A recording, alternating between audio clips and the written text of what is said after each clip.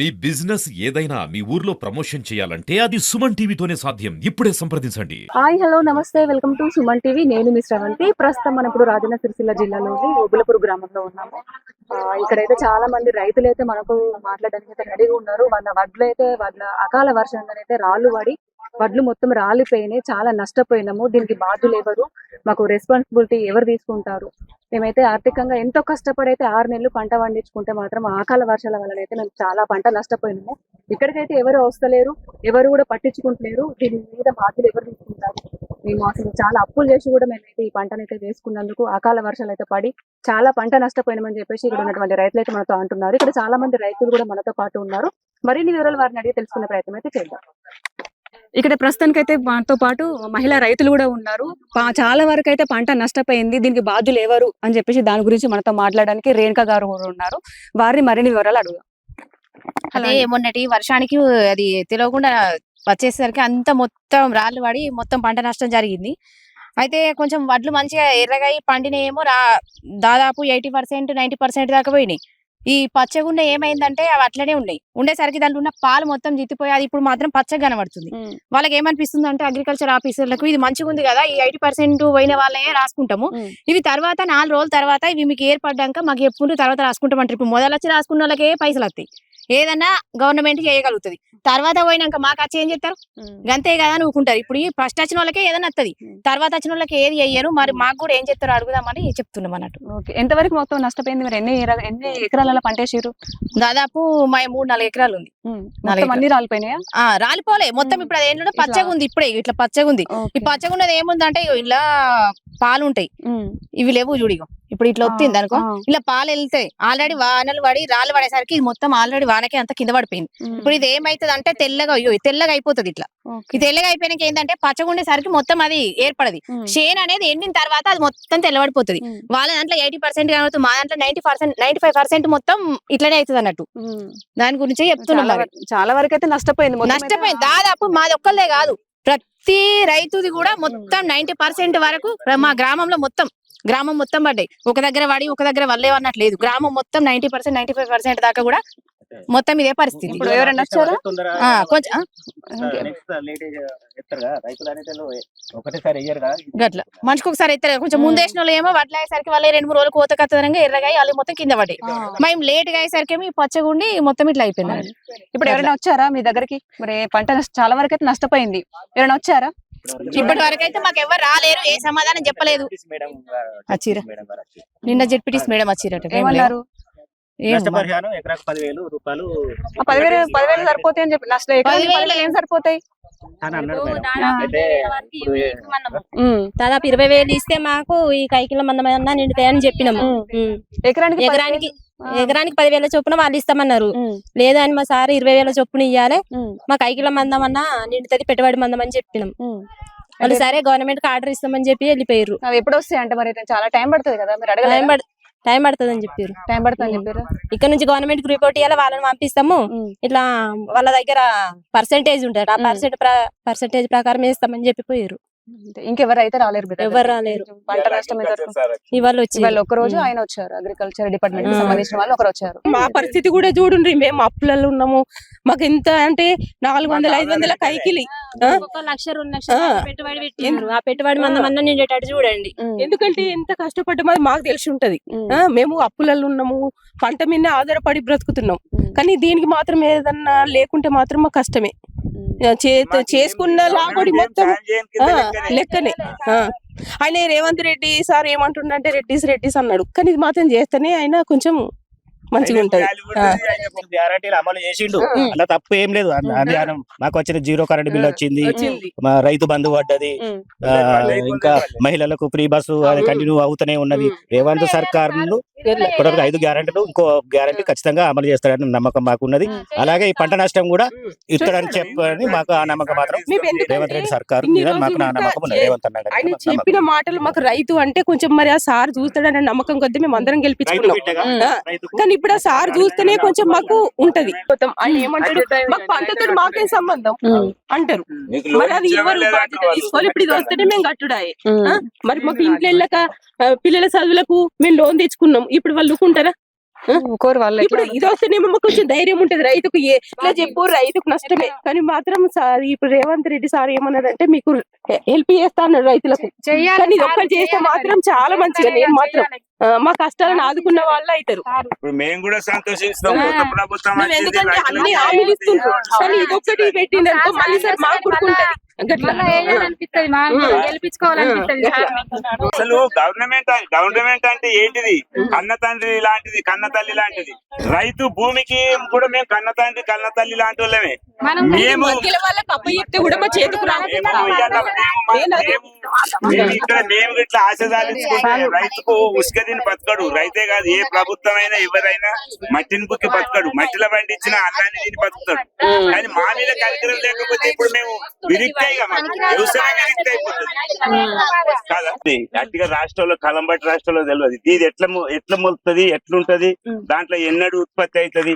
పువ్వు అనేది అమృతం రెండు రేఖల మధ్య పువ్వు ఉంటది. ఆ పువ్వు అనేది రాలిపోతే కథం అది తర్ర అవుతుంది. అడ్లు వండేటి అట్లా పువ్వు పోయిందంటే కథమే వేస్ట్. అది మేము ఆరుగాలం చేసి జీవితాంతం నాశనం అయినట్టు. మాకు ఇప్పుడు ఏం లేదు, రైతు బంధు లేదు, రుణమాఫీ లేదు. ఇప్పుడు 4 ఎకరాల పొలం వేసి కళ్ళ నీళ్ళు మామిడి కాయలు అయితే ఒక్క కాయ లేకుండా రాదు. మొత్తం రాలిపోయింది. మామిడికాయలు మొత్తం రాలి. అవన్నీ చూసి మీరు ఫోటో తీసుకోండి. వేస్ట్ ఈ జీవితం. వ్యవసాయదానికి ఏమున్నా కళ్ళీళ్ళే మిగిలి. అది కష్టం చేసినాం మేడం, బాగా పెట్టుబడి పెట్టినాం. ఇది పైప్ వేసుకొచ్చి నీళ్లు లేక కర్మను కూడా మేము తట్టుకోవాలంటే ఏ రకంగా మా మీద దయతలంచి ప్రభుత్వం కూడా మీరు స్పందించి రైతుకు ఏదైనా మేలు చేస్తే తప్ప లేకపోతే విషం దాగి సావాల్సిందే రైతు. మేము చెప్తున్నాం మీరు బాగా దీని కొరకు బాగా మీరు ఎక్కడ బాగా నష్టమైంది. మేము ఎక్కడో కాకపోతే చిన్నప్పుడు రాళ్ళు చూడలేదు. ఇది ఫస్ట్ బాగా ఈసారి బాగా పోయినసారి కూడా పడ్డాయి కానీ ఇంత ఘోరంగా ఇంత సగం సగం అన్నీ మిగిలినాయి మేడం, సగం అన్నీ మిగిలినాయి. కానీ ఇప్పుడు మేము ఇంట్లో ఏమున్నది మొత్తం వట్టిదే ఉంది కదా. వేస్ట్. అది ఏం లేదు. కూడా ఆస్తులు కూడా కాదు. మీరు కూడా కొంచెం దయతలంచి మీరు అందరూ స్పందించుర్రి మా కోసం, రైతుల కోసం. మేమేమో రాజకీయం చేసేది కాదు, ఇదే మేము వేరే ఏం చెప్తలేము. ఈ పైసలు మాకేమన్నా వాళ్ళు ఇచ్చేదని కాదు, మాకు రాయింది. వాళ్ళు ఇచ్చుడు 5,000 ఇస్తారు కావచ్చు కానీ ఇవి మాకేమో ఆ ప్రభుత్వం ఉన్నప్పుడు ఇంత ఆదాయం దళిత బంధు రైతు బంధు అనేది ఇచ్చిర్రు. ఆ రైతు బంధు ఇచ్చినా గానీ కనీసం పెట్టిన పెట్టుబడి అవే పోయినారా అని అనుకుందాం.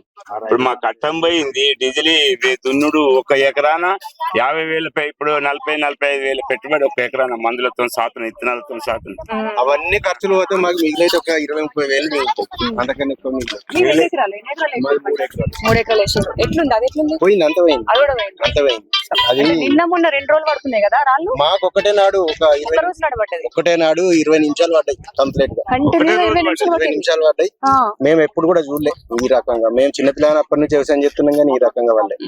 ఇది ఇప్పుడు ఏమంటున్నారు అధికారులు వచ్చి? ఏమంటున్నారు? ఏముంది చూసుకుంటా పోతున్నారు. అదే పోతురు కదా, రాసుకుంటా పోతురు. వాళ్ళు ఏం చెప్తారు, వాళ్ళు ఏమి ఇస్తారా మాకు? ఇప్పుడు ఏం లేదన్నా 60,000-70,000 వస్తాయి మా ఖర్చులు. అని ఇప్పుడు వాళ్ళు 10,000 ఇచ్చి 10,000 కూడా కాదు.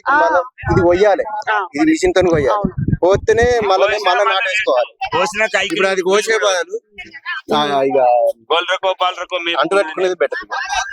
కోసినా మళ్ళీ డబ్బులు వేస్ట్ కదా. ఈసారి ఒక్కొక్క జాలం అయితే కుప్పలు ఉన్నాయి.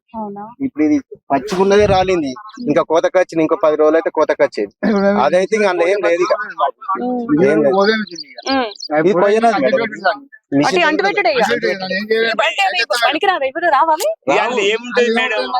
ఇప్పుడు మనకు 2 రోజుల నుంచి ఎండలేదు కదా. 2 రోజుల తర్వాత ఇప్పుడు ఎండ కొడితే అది మొత్తం తెల్లగా అవుతుంది.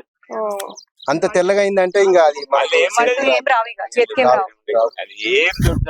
కొయ్యరాదిగా. ఇప్పుడు కోతింది మేడం మళ్ళీ 25,000 అంటారు. దిగబడితే 3,000 అంటారు. ఇప్పుడు ఎండితే 2,000, 22,000 తీసుకుంటారు. ఇప్పుడు వాళ్ళు ఇప్పుడు 3 ఎకరాలు పోయారంటే 3 6,000 పోతుంది. ఇక మళ్ళీ మాకు మిగిలింది వాళ్ళు ఇస్తారా ఇయ్యారా తెలియదు భగవంతుని కరికి. కానీ ఈసారి మాత్రం బాగా నష్టం జరిగింది సార్ మేడం మాకు. సో చూసారు కదండి, అసలు మొత్తం పంటనైతే చాలా వరకు అయితే నష్టపోయింది. ఇక్కడ ఉన్నటువంటి రైతు అయితే మొత్తం అందులో బర్రెని ఇడిచిపెట్టిండు. మొత్తం గడ్డి తింటదని చెప్పేసి అందులో ఏం రాదు, పంట ఏం రాదని చెప్పేసి అయితే బర్రెని అయితే ఇడిచిపెట్టిండు. మనకు అక్కడ కనబడుతుంది. అసలు వీళ్ళు కనీసం వరి కోత కోస్తే కూడా మిషన్ పైసలు కూడా మనకు ఏం రావు, ఇంకా నష్టమే పోతుంది తప్ప లాభం అయితే ఏం ఉండదని చెప్పేసి అయితే ఇక్కడ ఉన్నటువంటి రైతు అయితే మనతో పాటు అయితే మాట్లాడుతుండు. ఒకసారి చెప్పండి సార్. మేడం, నా పేరు విఠల్ రెడ్డి, ఓగులాపూర్ గ్రామస్తుని. నేను మొన్నటి వర్షానికి, అకాల వర్షానికి ఈ 2 ఎకరాల భూమి, 509 సర్వే నంబర్ భూమి, ఎక్కువ ఇత్తు కూడా వెళ్ళదు మేడం. ఇది మీరు చూస్తున్నారు, మీరైతే ఇక బర్లం కట్టేసిన. ఇది ఎందుకు, ఇది మిషన్ డబ్బులు కూడా రావు. నేను ఈ 10 ఎకరాల పొలం నాటేసిన, దాదాపు 5 ఎకరాల పొలం ఇట్లే ఉంది. ఇంకో 5 ఎకరాలు అక్కడ కూడా మొత్తం రాలిపోయాయి. మీకు ఫోటో కూడా చూపిస్తా. అది కూడా ఏముంది అమ్మ, జై జవాన్ జై కిసాన్ అంటారు. జై రైతు అనేటువంటి నిత్య దరిద్రుడు. రైతుకు పొద్దుగా లేస్తే కష్టాలే. అసలు పేరుకే ఒక రైతు రాజు అంటారు కానీ రైతు అంత దరిద్రుడు ఎవడు లేడు. ఏముందమ్మా, ఈ కళ్ళకు రక్తం వస్తుంది. ఆల్రెడీ పీసులు వీకేశాను, వైర్లోకి తెంపేశాను, ఇక బర్రెలు కట్టేసిన. ఏం చేయాలి? ఇది నా బాధ. ఇది ఎందుకు పనికి వస్తుంది? బర్రెలు ఇడిచిపెట్టేసిన, ఇక మేమని మరి ఏం చేయాలి? ఇది ఎందుకు, ఇది ఏం పని చేయదు. కనీసం వరి కోత కూడా వాళ్ళు ఏం రాదు. గొర్రెలు మేపుకోమంటే కూడా వాళ్ళు కూడా మేపుకుంటలేరు. ఇది ఆరేక వాళ్ళే మేపుకుంటారు. ఇక వదిలేసిన, ఇది వేస్ట్. ఎందుకు మేడం? ఇది ఇక్కడ 4 ఎకరాలు మేడం. ఇక్కడ నుంచి పట్టుకుంటే అక్కడ దాకా వీళ్ళు అందరిది పోయింది. అందరిది కూడా ఇదే 4 ఎకరాలు మొత్తం పోయింది మేడం. నాదైతే 500 సర్వే నంబర్. ఇగో వీళ్ళ అవసరం, ఈ పక్క పంటల్లో వీళ్ళది కూడా ఏం పని చేయదు. ఇగో వీళ్ళని కూడా మాట్లాడండి మీరు. నా మాట అబద్ధం అయితే వీళ్ళని కూడా తెలుసుకోండి. పక్క పంటల్లో కొమ్మట పరిచయ మొన్నటి వర్షానికి రాళ్ళవాడి మొత్తం ఏం లేకుండా ఇత్తు లేకుండా రాలిపోయింది. మా పరిస్థితి ఏం చేసుడు, మేమేమో చేసుడు. మాకు మొత్తం పంట 4 ఎకరాలు మొత్తం అవకాశం ఉంది మేడం. అంతా ఏమో లాభం లేదు, అన్ని రాళ్ళ వర్షాలు పడి మొత్తం అదే అయింది. ఇక బతుకుదేరు లేదనే బాధపడుతుండు, ఏడుతుండు. ఏం కాదు, ఎట్లయితే అట్లే అని మేము అనుకుంటున్నాం మేడం. మరి మీరు ఎట్లా చేస్తారో ఏం కథనో. మాకైతే ఉండే అవకాశం లేకుంటున్నది. రాళ్ళ వర్షాలు పడి మొత్తం 5 ఎకరాలు వేసిండు. ఆడ అప్పు తీసుకొచ్చి చచ్చిపోతా చేస్తా అని ఏడుతుండు మేడం. మరి ఇక అది ఇబ్బంది, ఎట్లా ఏం చేస్తారో ఏం కథనో. మాకు భూమి మీద ఇక ఉండటానికి అవకాశమే లేదు. అప్పులు ఉన్నాయి మేడం. మాకు అప్పుల కొరకు బాధపడి కౌలుకేసినాం. కౌలుకేసింది పోయింది. ఇంటిదో 3 ఎకరాలు అంత ఉంటే కౌలు కూడా తీసుకొచ్చినాం మేడం. మాదే 3 ఎకరాలు అంత ఉంటే వేసినాము. అది అయింది, ఇది అయింది. ఏం దాని మీద ఆధారమే లేదు మాకు. ఇక బతుకు తెరలేదు. 3 ఆడవాళ్ళగంటే ఇక మనకి చేసిన అయితే ఏమో ఆ భూమి మీద పొలమంకల కూడా అత్తలేడు మేడం. తిండి లేదు, తికాన్ లేదు, ఏడుతుండు. చచ్చిపోతా చేస్తాను అంటే మేము అంటున్నాం ఎట్లయితే అట్లయితుంది అని బాధపడుతున్నాం మేడం. మరి ఏం చెప్తారో ఇక భూమి మీద ఎట్లనో ఏం కథనో. ఏం అవకాశం లేకుంటున్నది. పొలం కాడికి కూడా అత్తలేడు మేడం. మాకు అంత బాధ ఉన్నది మేడం. పంట పండితే అప్పులు కట్టుకుంటామని అనుకున్నాం కానీ ఇట్లా అవుతుంది అని తెలియదు మేడం మాకు. మేడం, నా పేరు వంగ విఠల్ రెడ్డి, ఓగులాపురంలో. మాకు అంతకుముందు కేసీఆర్ గవర్నమెంట్ ఉన్నప్పుడు రైతు బంధు గానీ రైతుల గురించి పట్టించుకునేవాడు ఉండే. మాకు రైతులకైతే మేలు చేశాడు. మిగతా అంటే మాకు అంతగా తెలియదు, అవగాహన లేదు. కానీ ఇప్పుడు ఈ కాంగ్రెస్ గవర్నమెంట్ వచ్చి నుంచి రైతుకు ఇవరకు కూడా డబ్బులు రాలేదు. నాకు 4 ఎకరాల 20 గుంటల భూమి పట్టాకున్నా, 2 ఎకరాల భూమి ఇంకెక్కేది ఉంది. అది ఎక్కలేదు. నేను ఇది కాక మా బావది ఇక్కడ అంకటిపల్లి విలేజ్ లో 6 ఎకరాల భూమి నాటేస్తున్నా. అది కూడా ఇదే నా మన బర్రం కట్టించిన. 2 ఎకరాలంతా మేపిరు ఆల్రెడీ గొర్రెలు. ఏం చేయాలంటే మేడం, ఒక్కొక్క ఎకరానికి 5,000 రూపాయలు ఇచ్చి వాళ్ళు బీఆర్ఓ తీసుకొచ్చి నాటేపించిన మేడం. ఒక్కొక్క ఎకరానికి 10 ఎకరాలు అంటే 50-60 రూపాయలు కైకిలు కూడా వేస్ట్ మీకు కదా. Waste madam. ఒక ఎకరానికి 6,000 రూపాయలు. ఒక మనిషికి 500 మేడం. ఒక ఎకరానికి వేయాలంటే 10 మంది అవుతారు. 2 ఎకరాలు వేయాలంటే 20 మంది అవుతారు. మీరు అదే 2 ఎకరాలు వేయాలంటే 10,000 రూపాయలు నష్టం, 15,000 రూపాయలు నష్టం. మళ్ళీ మంది బస్తాలకు ఒక ఎకరానికి 2 మంది బస్తాలు పడతాయి మేడం. దాదాపు 2 మంది బస్తాలు, 2 యూరియా బస్తాలు, ఇవన్నీ పెట్టుబడి పెట్టాము. ఇప్పుడు ఏం లేకుండా పోయింది మా బతుకు.